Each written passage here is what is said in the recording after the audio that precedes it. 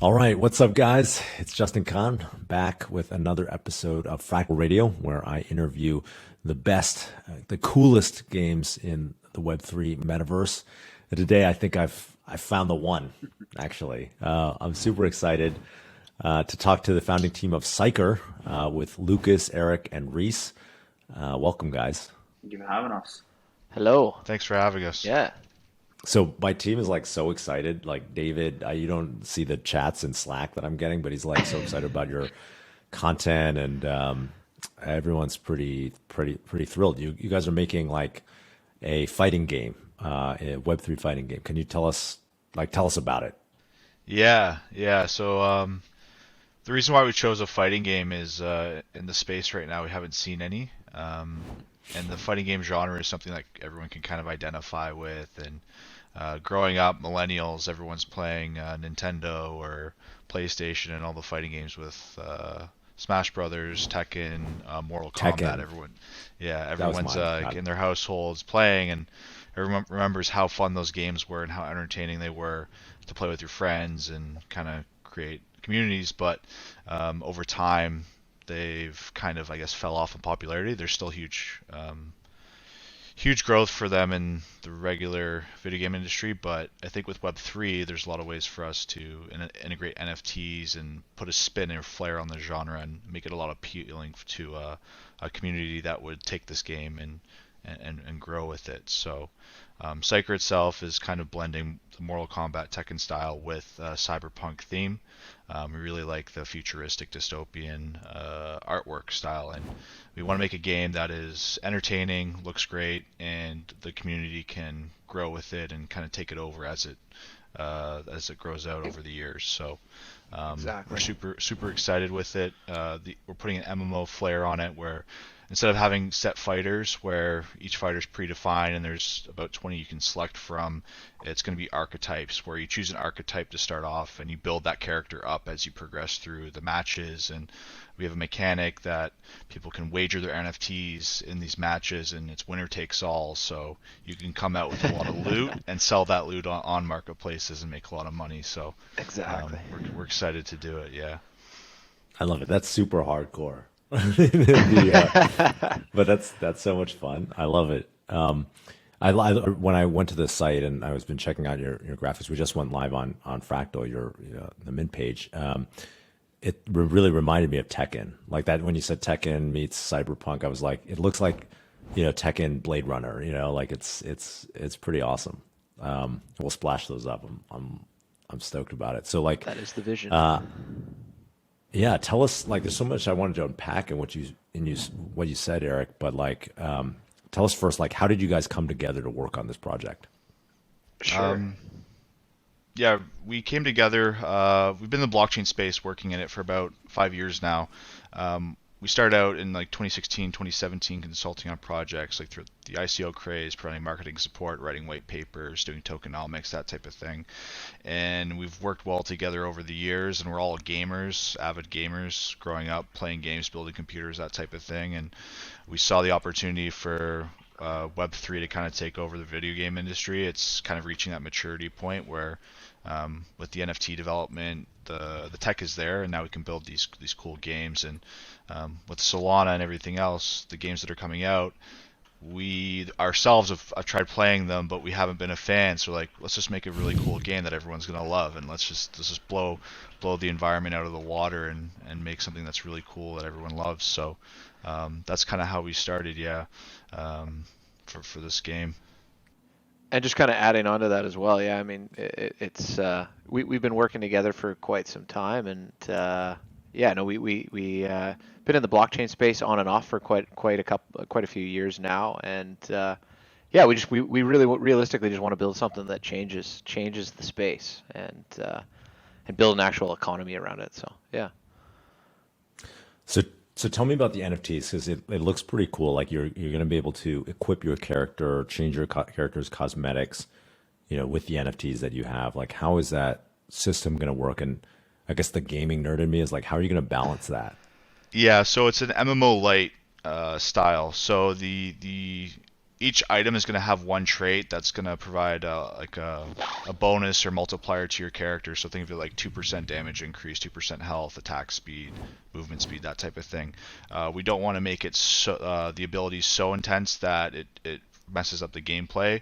And then from a competitive standpoint, these abilities in an esports environment would be disabled so that the balancing is just based on the character's moves and everyone's at the same level. But through the story mode and as you progress with these more degenerate wagering styles of gameplay, people will just equip their characters with the best stuff, go into a match, and say you don't have the best NFTs, but you beat this person with better equipped NFTs that have better abilities.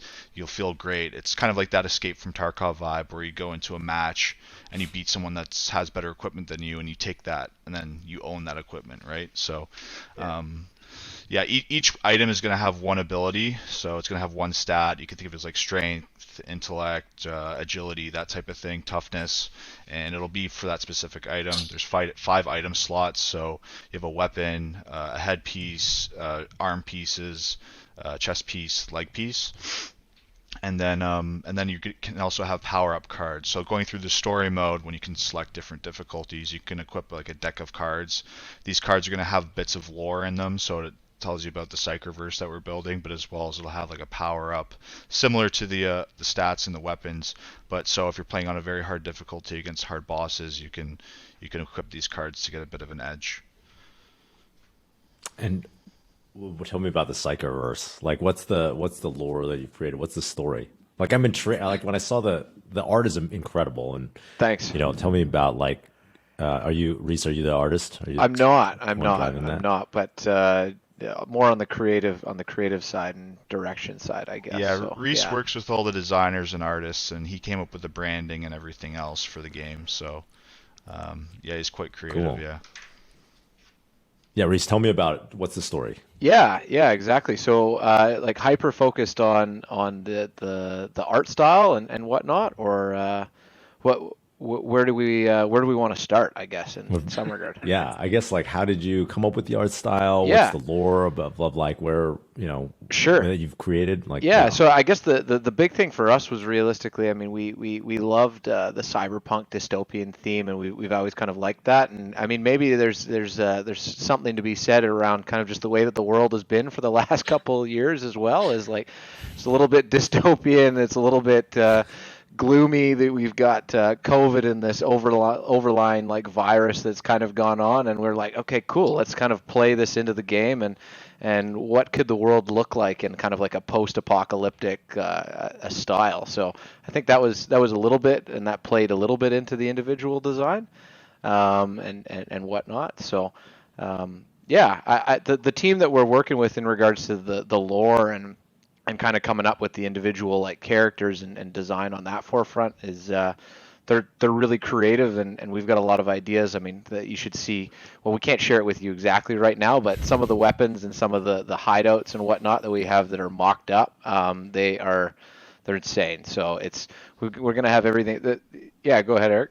Yeah, I guess the basis of the Psykerverse is these characters, these fighters have power-up abilities based on their mutations, and what happened in the city, we're naming it Solana City for now, but the city, there's a lab in the city owned by this big corporation, and they're working on nanobot technology. The nanobot technology leaks, gets out into the environment, and starts mutating people and turning them into these monsters that they become very strong. Their skin is like bulletproof, so you need to like slash them with something or use a blunt object to hurt them. But yeah, the power-up abilities. So they have these Psyker abilities. So once they get enough energy or power, they can morph with these nanobots in them, and they turn into these giant monsters with cool abilities. So the one we have right now is a cyborg that turns into like a servo serpent. So she has two like big tentacle arms that come out of her back, and she can use them to. Yeah, so... Sorry, Lucas, go ahead. No, I was just going to say we have another video. So we released one of the character overviews, and we have the cyborg to come out as well. So that video will have the transformation. You can kind of see up close and personal. It's crazy. They just like it morphs and it gets bigger, and lasers come out of her eyes or its eyes, and it's wild. We'll cue it. It's awesome.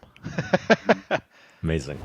I love the lab leak nod. Kinda, We could yeah. post this interview on YouTube and get canceled. Yeah, it kind of gives a nod to some of the theories going around these days, but yeah. Yeah, Exactly. there's no, it has nothing to do with the real world. We don't No, know. no, Like, just Yeah. Um, No, not at no, all. no. Yeah. that's awesome. It looks super cool. So tell us, like, how, what are the NFTs going to be? What's this initial drop? Is that your character, or it sounds like there's going to be hideouts and weapons Yeah, and a there ton of is. stuff. Yeah, so the initial drop that we're doing right now is kind of a key card. It's a key card, and the key card itself actually gives you beta access to the game when it actually drops. And within that key card, basically what we're calling it the Genesis collection.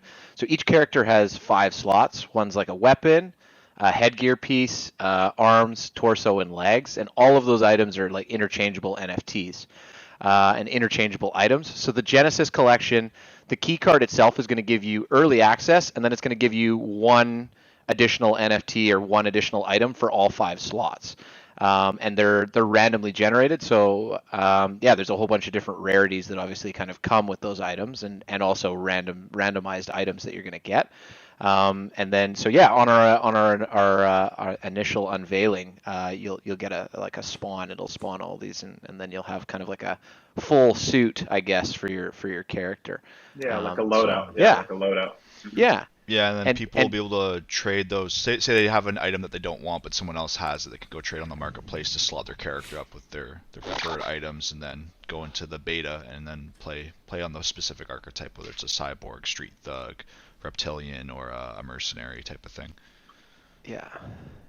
Amazing. So can you share like what your favorite items are, or have we not revealed Yeah, anything yet? we've got a few kind of like personal ones. Obviously, we've sat down with the design team, and just one of the things we're doing is going to be a bat for the street thug, but it's going to have like a Ferris wheel on top of it. So think of like a traditional, it'd be like a razor blade, but it's going to have like a spinning Ferris wheel and stuff. So Yeah. just like kind of like a friendly nod to some stuff we've like experienced before. But We've yeah, got that's some that. funny ones, yeah. There's like a gerbil hat race you can kind of describe. Oh, we got a gerbil hat for one of them. I don't know. It's just when you see some of this stuff and like see the animations that are going to come with it, you guys are. It's just it's funny, but it's also just badass. I don't know. Yeah, exactly. Yeah. So Dude, who's coming up with this stuff? Yeah, I yeah. mean, all Yeah. all three of us have like an imagination, right? So it's like we'll take a stab at it, and we go through like a mood board and stuff, and put images in we like and stuff. yeah, exactly. Amazing. Sorry, Eric. Yeah, Did you have a favorite one? for me it's the plasma claws for the reptilian guy. Yeah, they're cool. Cool. So tell us, like, when is what's the roadback? What's the timeline look like?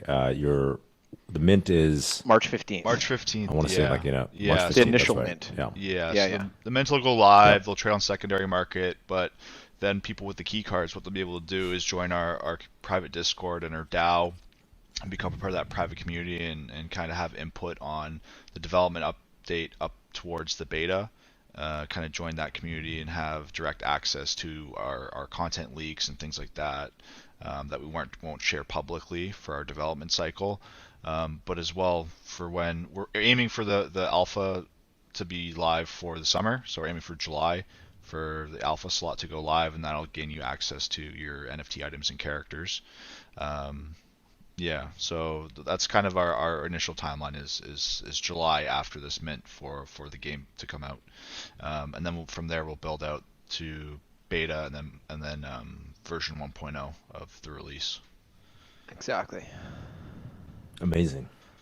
And in the beginning of our call, you mentioned that you wanted the community to kind of take over eventually, or like tell me about that, because I think that's one of the most promising and kind of innovative parts. Yeah, of like Web3. so for these games, like in the traditional video game space, there's a lot of good games out there, but then once the developers stop supporting them, they kind of die off, and it's not the best because there's always still an active community for it. So for games like this, Psyker specifically, what we want over time is the community to have a lot of input on, say, the feature updates or the enhancements to the game, whether it be from the itemization, the characters, the lore, and have an input on the direction that the game takes across all levels, and that'll be done through the token itself in terms of like voting on the mechanisms. But yeah, we want the community to be involved, and that's the thing about fighting games is they're all based around community. It's not just driven from the developer, and the developer drops content and it goes from there. It's really driven by the community and how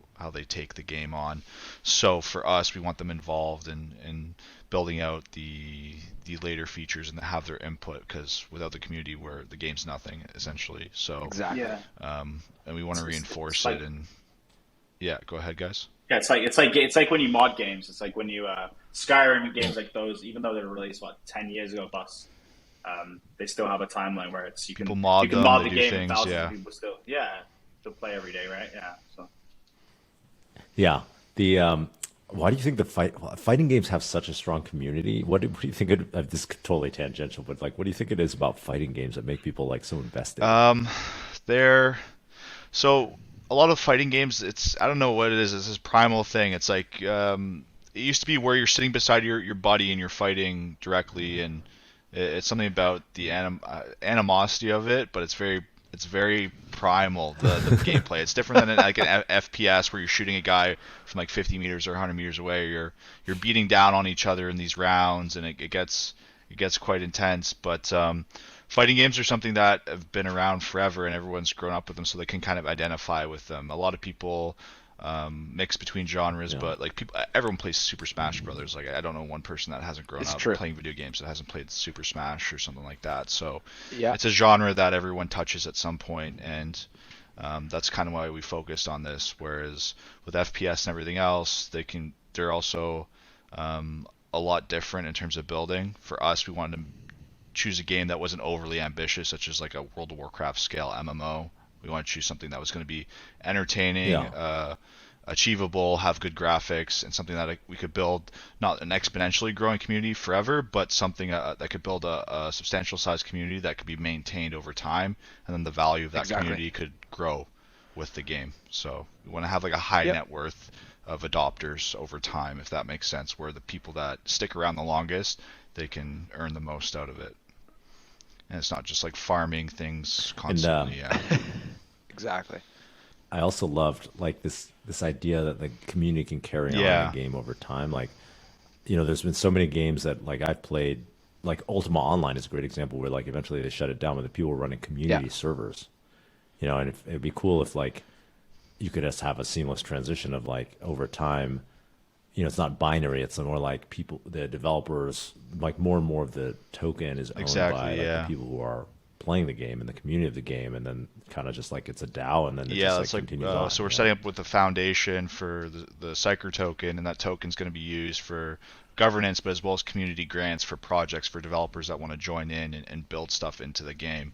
So over time, as it grows, it will become more and more decentralized to the point where the community has more or less full control of what happens with the game. What are some of the things that you're hoping people will build in the game? Because that's one of the other things I really love about Web3. Yeah, so the big thing for us is people, we're starting with a social space. That's one of the elements too that is different from most fighting games. So people will actually use their character and explore bits of this Psykerverse world that we're building, and talk with vendors, grab like quests or challenges for the game, pick up items that will be in the game, but as well as just explore, find out lore and little bits and pieces of collectibles that they can actually store in their hideouts, which is the real estate portion or land portion of the game. But something we want from the community is to build out the lore of the game and build out this social space into a bigger, expanding world that might have different vendors or features involved. That's one of the things we want the community involved in, to be a part of the Psykerverse and grow the story into this expanded world. And for our original mock and what we're kind of bringing out right now, like we're looking at like a 2 kilometer square radius is kind of what we're looking at for that Psykerverse, the Psykerverse. But I mean, there's tons of area for that to kind of expand and grow as time goes on. So the more that we get, and the more involved individuals are, the bigger that space can get. That ties in with the hideout component. That's cool. As well, right? Yeah, and we haven't touched on hideouts at all. Hideouts are the real estate in the game. So It's basically where a fighter hides or can hide out, rest, whatever. But the main point of it is to stash all of your achievements and collectibles and NFTs there. And so there'll be different classes of ranging from like a sewer hideout all the way to a penthouse hideout, right? But Yeah. if you get a The sewer hideout is like yeah. 0.1 Yeah, soul. exactly, the like penthouse. sewer, it could be Yeah. alleyway, like a club, whatever. Yeah, Like a things trash like that. can. Literally. So you may have touched on something that may have already existed. yeah, it's the cardboard box in an alleyway. So it's a hideout. Yeah, you may have touched on something. Yeah, exactly. Sick hideout, yeah. bro. Yeah, so what we want to do with these hideouts is you can store the NFTs that you collect for your character. So say you earn 20 or 30 items, you put them in your hideout. Your hideout starts at X worth, but with all these items included, the marketplace worth goes up even higher. So you're basically adding equity or value into the places that you have. And our next drop after the Genesis drop will be hideouts. So everyone will be able to get their own piece of land or real estate within Cool. this world and Yep. stash everything that they collect there, and they'll be able to trade up to better real estate or what have you. And yeah, that's the element we're going for. Yeah. And a whitelist So for anything that. you want- And the whitelist for those Yeah, are going to boundaries. be they're going to be mandatory. So you're going to have a key card in order to whitelist for the hideouts. So that's a little tidbit, but should be exciting when that drops. Yeah, so that was an idea we liked. So we like the component of Gala games and stuff like that. We like that metaverse, and obviously we want to build our own, but we also want other Solana games to kind of be able to integrate into that kind of metaverse. So, but the hideouts, yeah, it's a cool component. You can invite people to come into your hideout, and yeah, you can challenge people to duels and stuff. Like, I don't know if you guys played RuneScape, but I never played RuneScape growing up, so that old school PvP component. So that's another thing that Eric mentioned, where you can go in and challenge people to PvP, and if you died in old school RuneScape, you lost everything, right? So you'd be a naked person and you have to run back. Yeah, it's like because everything's been taken off you. yeah. Yeah, That's like good. Ultima Online. Mhm. Yeah, Yeah, that's how so it it was could just in be Ultima through going Online. through the social space, and someone comes up to you and wants to fight you, and if you accept and you lose, oh, there's your stuff, it's gone. There you go. Well, you can go buy it yeah. back on the marketplace. No. Oh, Yeah. no. I love it. You guys are making a game for the truly hardcore. But those were the fun days. Before MMOs were all like, Yeah. they were nerfed. I loved it. It was like high stakes, I was constantly running around with high adrenaline in those games. I love it. Like worried I was gonna get Yeah. ganked outside the city and like lose everything. Yeah, but it makes it fun, right? You get that adrenaline, and you're psyched. It's not like friendly and not just you don't get caught. Yeah, in and it, it so. provides a different feedback loop where instead of MMOs now, where you just constantly farm things and there's no risk, I guess high risk to reward. Now there's this component where you can lose everything and have to start from scratch again. But if you fight that one guy who has everything and you beat him, you get to move to the top right away, right? So If only the real world had operated If that only. way. If only. It's like that film. Whatever. Oh man, Yeah. is there anything that we haven't covered you want to touch on? I don't think. No, I think we've touched. All the bases. Yeah. Yeah, March 15th. That's the think. big date to kind of keep your eyes peeled for. We've got a bunch of like really cool stuff going on the site, and check out the YouTube page and whatnot. We got some character overviews, so that's dope. We might even be able to cut them into the video. I don't know. Yeah, we'll put them. Yeah, we'll cut them in the video. So, March 15th on Fractal's the mint for the access pass. Everyone's really excited about that. And then psyker.game, right? Yeah, is your yeah, that's correct. URL? Is that right? And that's PSYKER game. And then Twitter and Discord Psyker links. game all in one. So PSYKER game all in one. Amazing, guys. Well, thank you so much. I can't wait to play it. I'm excited. I can't wait to get my hideout. I hope it's not a cardboard box. like, in an alleyway. Hopefully it's the penthouse. yeah, I'm trying to go to the penthouse. as well. Not. it could be like Oscar the Grouch in a garbage can, from Sesame Street. I know. I know that's what I'm going to end up with. Cool. All right. Cool. Well, we'll see you guys Okay. next time, Thanks, Jess. and look Bye. forward to the mint. Thanks for Thank having you. us.